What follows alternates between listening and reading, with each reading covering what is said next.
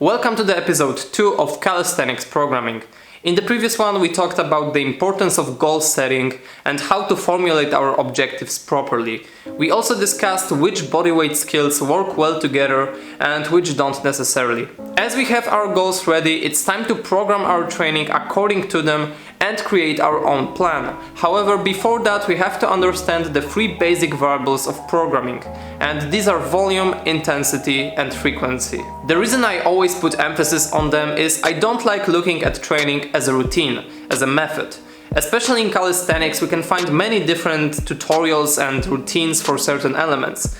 And that's great, but it all comes down to exercise selection and the knowledge of which movements work and which don't. We need to understand that training for strength skills is a process, just like increasing bench press from 100 to 120 kilos. However, what differs bodyweight skills is the number of different abilities that create them. And that's why different skills respond to different proportions of the variables that I'm gonna talk about right now.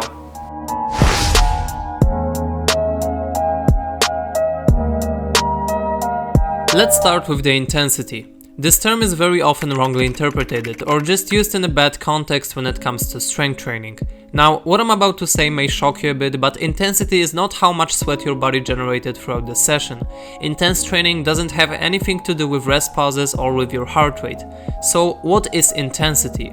In textbook definition, it's how relatively heavy is the load you're using, the percentage of your 1 rep max on a given exercise. To put it in the context, imagine that you test your back squat and the result is 120 kilos. So 120 kilograms is your 100% intensity, and if you put 80 kilos on the bar, the intensity would be around 66%. Now, I know what you're about to say. How I'm gonna use it in bodyweight training? And it's a great question. At the end of the day, while we can operate smoothly on numbers with weight training, there's no way to measure things so precisely in case of front levers or even simple push-ups. That's why for calisthenics I like to use much simpler form of determining intensity of our set. What I described before is the absolute intensity. However, for bodyweight athletes, the more visible way is operating on relative or subjective intensity, which can be very well measured by the RPE scale. The RPE scale is basically telling us, according to our perception, how difficult was the set. The 10 on the scale is our absolute max, when your last rep of the set is so hard that you definitely couldn't do the next rep. When it comes to bodyweight skill training, my general recommendation is staying at RPE 8 to 9 most of the times. That's due to many factors, including minimizing the form breakdowns and just not burning out too quickly, while at the same time closing most sets relatively close to the failure to promote the muscle and strength gains. 8 on the scale means in short that you could definitely do 2 more reps on that set, and 9 refers to 1 rep in the pocket. If we talk about static holds, then 1 rep might be equivalent to, let's say, 2 to 3 seconds of hold time. My another simplification will be to stay within the 3 to 8 rep range most of the times, and of course there are many situations in which we can go below or above this range, and there's nothing magical about these numbers. However, it is a good general guideline for beginners. So if you choose an exercise, ask yourself if its difficulty level will let you stay at 1 to 2 reps from failure while doing 3 to 8 reps. Let's assume our program says that we have to do 5 sets of mantle chin-ups at RPE 9. So first we need to adjust the setup in a way that we will be able to do at least 3 reps, and we have that luxury in this case that we can easily modify it by changing the length of assisting ring. We can determine the length through our warm-up, starting from normal chin-up and lowering down each warm-up set. During our next training sessions we can use exactly same length, as we already established that this intensity is right. Okay, so we do our first set and it turns out that we did 5 reps. Due to fatigue from the first set, we are not able to do another 5 reps on the second set while staying 1 rep from failure, so we did 4 reps. Finally, our reps look like that. Now ask yourself what would have happened if you had decided to do 5 sets of 5 on that setup. Of course, on the second set you would start grinding, and on the next ones your form would break to the point the exercise would not be effective anymore. Because we don't operate on percentages and can't measure things so precisely, it's not visible to anticipate the ideal intensity for certain reps or vice versa. I forgot to add the other example that I think is really worth mentioning, and so I'm gonna quickly present to you the other way that you can use the RPE method in calisthenics. You see, in exercise exercises like mantle chin-ups or handstand push-ups where the range of motion is constant and we progress by adding resistance to the same ROM, I like to use fixed form and difficulty of exercise and just be flexible about reps, just like I showed you a second ago. However, what I do and what is really nice to use is doing the opposite in exercises where we strive for certain range of motion. The example might be pseudo planche push-ups. As the final form of this exercise is very far away for most of us, we can use the fact we have most energy at the beginning of the set and just lean as much as we can forward. Next reps we're gonna progressively decrease the lean as we get tired. This way you can always hit same reps but just strive for more lean each time you do it. And it also can be applied to things like front lever raises. Now, of course, this method has its drawbacks and requires you to be very honest to yourself, as you should not base your work on your feelings, but rather on your actual capacity at given day. That's why when I program my training, I still put the little goals for each session. For instance, if I did a given number of pike push-ups during my workout, when going for my next session, I keep in mind the goal of hitting more reps, despite the fact I'm gonna increase the number of sets. Now, I'm gonna leave a link to a really interesting article on that topic if you want to get deeper. However, I can highly recommend you this method as it doesn't require any complications and can be applied to absolutely anything. Whether you train with weights, do exercises like mantle chin-ups where you can modify the difficulty, or things like handstand push-ups where the difficulty of exercise is constant and unchangeable, whatever you do, you won't burn out quickly and gonna be able to accumulate a solid amount of volume. Speaking of volume, let's move to the second of our main heroes of this episode. Now, what is volume? In shortest possible explanation, it's the overall work that you do. We can find experts in the field arguing whether volume is the main trigger of hypertrophy or is it mainly progressive tension overload. So first of all, it's definitely both. The next question is, what is the sort of relative contribution of both? Well, first of all, it's hard to divide them as they are highly related with each other. Obviously, if your goals revolve mainly around bodyweight skills, then progressively increasing load and making exercises harder should take priority. However, muscle size is directly correlated with strength potential, and so it should be in our interest to build muscle as well. As volume seems to have a huge influence on that, arguably the biggest, it's a good idea to take a look at it. So let's start with the way to measure volume. Well, in traditional strength training we get this by following equation: sets times reps times weight made over a period of time, for example a week. Unfortunately, the overall tonnage is not the most practical way to measure volume for bodyweight athletes. Especially if we start combining weights with bodyweight skills, it may start getting unnecessarily complicated due to same reasons described in intensity part. That's why what I like to do is to simply determine volume by the number of heavy sets throughout the week. Assuming that majority of our work is gonna revolve around that 3 to 8 rep range, heavy sets are gonna be the ones close to the failure, which I've already recommended you to do. Now, going through what experts say and what is mostly recommended, we can find that 10 to 20 sets per muscle group is being widely pushed. However, I think what is crucial when it comes to volume are two statements. First of all, the more volume you can accumulate, the better for your gains, but only as long as you can recover from it. The issue is you don't really know what is that spot due to a very high number of factors that determine your recovery. Starting from simple things including how long you train, your sleep, stress levels, whether you're bulking or cutting, to more complicated ones like your individual physiology. The only way to find out is to start from the baseline of, for instance, 10 sets and gradually build up from this point while monitoring how we feel. Again, we can start the whole discussion whether some muscles needs more volume than others and how to count compound movements that target many muscles with different focus. Well, what I do not to overcomplicate stuff is simply split the whole thing to the push and pull volume. This way, based on the mechanics of movements which are gonna be discussed on next video, you can put all the compounds to one of those groups and count them together, starting from, let's say, 10 sets of each a week. If you train your compound lower body movements, you may put deadlifts to the pulling volume, and if you do isolated exercises like curls or triceps extensions, you can just treat them independently as they don't contribute to the whole thing that much, and you should rather use them for filling the gaps, which of course gonna be discussed in next episodes. Now, as we have that determined and we progressively increase our volume each week by doing more sets, finally we will get to the point of our MRV, maximal recoverable volume. This is the point that, as I already mentioned, will be different for each individual, and essentially means that by doing more we won't get any more gains. And so then what is usually recommended is doing a deload, where we decrease our volume for a certain period of time in order to recover. The ability to feel the point where we achieve maximal recoverable volume is a skill in itself that I really glorify and respect coaches who do have this ability. If you do it by yourself, of course it's gonna be tricky and we're not gonna get as exact, but throughout this series we're gonna try to find a way to regulate it. The second important thing related to volume is that to make progress it has to increase over the time we train.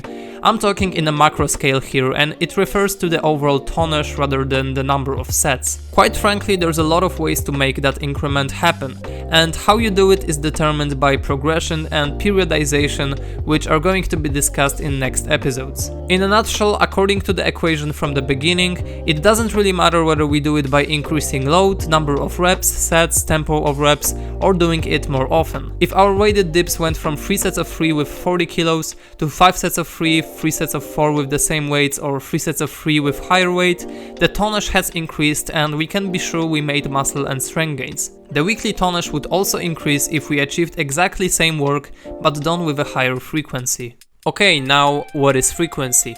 The last term of our big three. The one that is the easiest to explain, yet at the same time most intriguing and controversial. In simple words, frequency determines how many times a week we train certain movement or muscle group. What is most interesting is that while most people do find consensus in terms of volume and intensity, when it comes to frequency we can find different coaches and personalities promoting extremely different approaches, which concerns bodyweight training world as well. Let's start with more certain statements. The general guideline when it comes to frequency for muscle building purposes is that training a muscle group 2 times a week is most efficient. The effectiveness skyrockets when going from 1 to 2 sessions, while even though 3 times might be better, we can definitely talk about diminished returns here. Now, we have to factor in that when we discuss different frequencies, the overall volume is equated. The higher frequency will obviously make it easier to increase the volume, as it's easier to distribute given number of sets over more training sessions. However, the goal is to find out exclusively the differences between number of workouts per week. So there you have the general answer for hypertrophy. Let's take a look at more appealing to calisthenics athletes, strength building. You see, there's certainly a reason the famous Bulgarian training invented in 1960s produced such great results, and that its modified variations are being used for strength athletes up to this day. The modality I'm talking about assumes training with very high intensity almost every day. Something bodyweight athletes may be more likely to associate with is a concept invented by Pavel Tsatsouline called greasing the groove. Is your nerves become superconductors. So that same signal, that same amount of nerve force reaches your muscles with, more intensity, okay?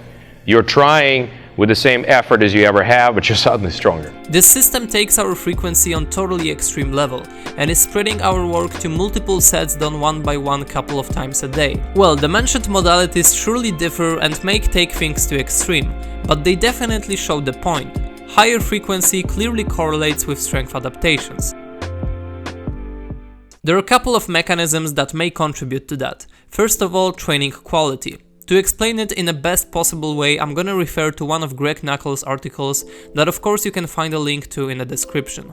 If you have to do 3 sets of squats in a session, all 3 sets will probably be pretty good sets. If you do that 2 more times in a week, you've accumulated 9 high quality sets. However, if you did all 9 sets in a single training session, the quality of those sets would probably start decreasing well before you finished your 9th set. The second factor is the skill acquisition, in short, learning the modern patterns. This is when calisthenics may start going outside the conventional recommendations. Let's look at this example. Doing a handstand push-up is a much more complex and complicated movement pattern than, let's say, overhead press. Even though mechanically it's very similar, we have to consider balance and body awareness. So while the optimal frequency for overhead press might be 2 times a week, for most people it's not gonna be enough in case of handstand push-up. Now that doesn't mean OHP can't be programmed for higher frequency. In fact, some very respected coaches do that. But the point is, the more technically demanding the movement, the higher frequency it requires. The technically demanding term is also very context dependent. If you took a person that wants to learn handstand push-up, I would recommend practicing it daily. The same person may get to such a level of proficiency with technique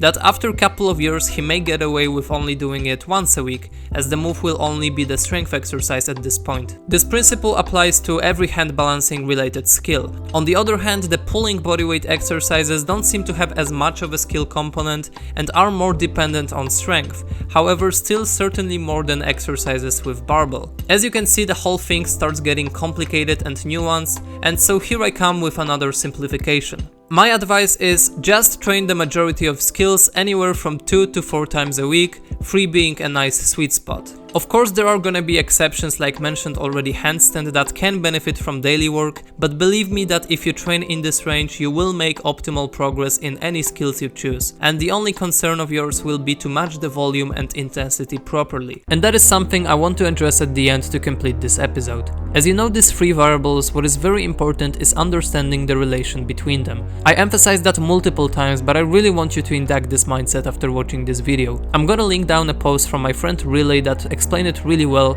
especially the frequency part, but what I want you to understand is that these 3 work together, and whatever you change in your training will impact the other 2. If you train 3 times a week and you suddenly want to change it up to 6 times, obviously you can't just multiply your sessions without any modification. Your volume will have to be adapted to the new frequency. When you significantly increase your intensity of exercise, the overall tonnage is gonna decrease just by nature, as you won't be able to do as many sets and reps. Being aware of that will save you from trying to increase everything at once and in result burning out. There is no one magic trick, a method that will skyrocket your progress. Anything you do have a direct influence on the intensity, volume and frequency, and none of these 3 is better than the other 2. Just because some programs emphasize single variable is not the reason to glorify it, and as they certainly differ in case of different athletes and different goals, remember that at the end of the day it all comes down to the very simple principle: stimulus, recovery, adaptation. If you came so far, then first of all, thank you, I really appreciate it, and secondly, congratulations for your attention. Now, I hope this video helped you understand the 3 staples of programming, but before I finish this material, I want to say that I'm by no means an expert. You see, there's a lot that I could learn, and in fact I do spend time educating myself every single day. On top of that, I try to apply those things to my own training, so I can be sure I'm providing you the most practical information that I can. That's why from this place I would like to say thank you to my friends Marco and Calisthenics. These guys have helped me tremendously in making of this episode, and thanks to the discussions I had with them, I could be sure that I'm providing you the most verified and quality information. From what I know, they both offer coaching services, and so I'm gonna link down their profiles, their Instagram profiles, in the description of this video. The whole editing and explanation style wouldn't be possible, or at least wouldn't come up so clear, if not the work of multiple authorities in the strength training world, in form of studies, graphs, articles, videos. That's why every material I used in the process of creation is linked in the description, obviously. Finally, I would like to say that by giving a like under this video, you give me a huge motivation to continue the series and the whole channel. If you had something to ask or you want to add something to the discussion, then leave the comment, it's gonna be highly appreciated. For now, this would be it. I hope you enjoyed the episode too. This was Strength Movement TV. Talk to you next time.